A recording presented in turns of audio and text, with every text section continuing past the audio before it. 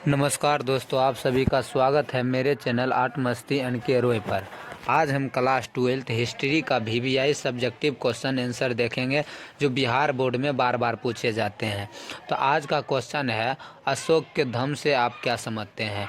अशोक ने 261 ईसा पूर्व कलिंग युद्ध किया। इस युद्ध में 1 लाख लोग मारे गए और 1.5 लाख लोग बंदी बनाए गए। इस भीषण नरसंहार को देखकर अशोक के हृदय बदल गया, परिवर्तन हो गया। अब अशोक प्रतिज्ञा लिया कि अब हम कभी शस्त्र ग्रहण नहीं करेंगे, अब कभी भी युद्ध नहीं लड़ेंगे।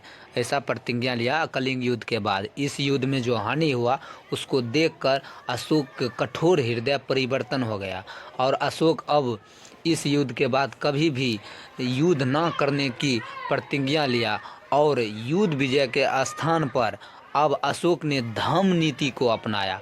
साम्राज्य विस्तार के स्थान पर अशोक ने अब धम्म प्रचार की नीति को अपनाया। तो चलिए आज हम अशोक के धम्म के बारे में जानते हैं। अशोक के धम्म क्या था, बिहार बोर्ड में डायरेक्ट क्वेश्चन पूछा जाता है। तो चलिए आज का क्लास शुरू करते हैं।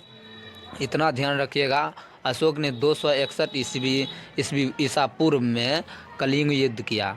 ये ऑब्जेक्टिव में पूछा जा सकता है। तो चलिए आज देखते हैं अशोक के धम्म से आप क्या समझते हैं, क्वेश्चन आंसर। तो अशोक के धम्म से आप क्या समझते हैं क्वेश्चन है, इसका आंसर लिखिएगा। अशोक अपने धम्म के कारण ही संपूर्ण विश्व में एक प्रसिद्ध व्यक्ति बन चुका था। अशोक अपने धम्म प्रचार की नीति और अशोक अपने धम्म के कारण ही संपूर्ण विश्व में एक प्रसिद्ध जाने माने व्यक्ति बन चुके थे। अशोक अपने प्रचार और उसके धम्म नीति जो है उसके कारण एक प्रसिद्ध व्यक्ति बन चुका था। अशोक अपने धम्म पालन के लिए कुछ आवश्यक नियम बताते हैं जो इस प्रकार है। ऐसा लिखिएगा तो आंसर ज़्यादा में अधिक नंबर ज़्यादा मिलेगा। तो पॉइंट में लिखिएगा जो इस प्रकार है, उसके बाद पॉइंट में लिखिएगा। पहला पॉइंट में प्राणियों की हत्या ना करना, प्राणियों की किसी भी जीव की हत्या ना करना, माता पिता की सेवा करना, अपने अपने माता पिता की सेवा करना, वृद्ध जनों का सेवा करना, जो बूढ़ा व्यक्ति है जो वृद्ध हो गया अदव्यस्त हो गया उसको सेवा करना। चौथा है गुरुजनों का सम्मान करना, जो गुरु होता है उसको गुरु के जैसा विद्यार्थी के जैसा व्यवहार करना, उसके साथ अच्छा उसको सम्मान देना।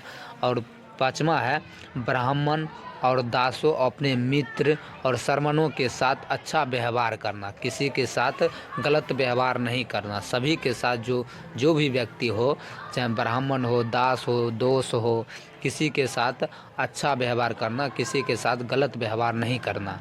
और छठा है अल्प व्यय और अल्प संचय करना चाहिए, मतलब कम खर्च करना चाहिए और कम जमा करना चाहिए, ज़्यादा ना ही जमा करना चाहिए और ना ही ज़्यादा खर्च करना चाहिए।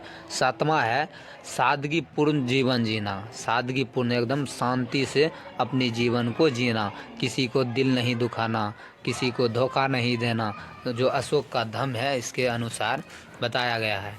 अगर आप लोग पुरातत्व से आप क्या समझते हैं और कार्बन 14 विधि से क्या समझते हैं, मोहनजोदड़ो के स्नानागार हड़प्पा सभ्यता से जो इम्पोर्टेंट क्वेश्चन था सभी क्वेश्चन वीडियो बनाकर अपलोड कर दिया गया है। अगर आप लोग नहीं देखे हैं तो पहले जाकर वो वीडियो चैनल पर जाकर विजिट कीजिए और देख लीजिए।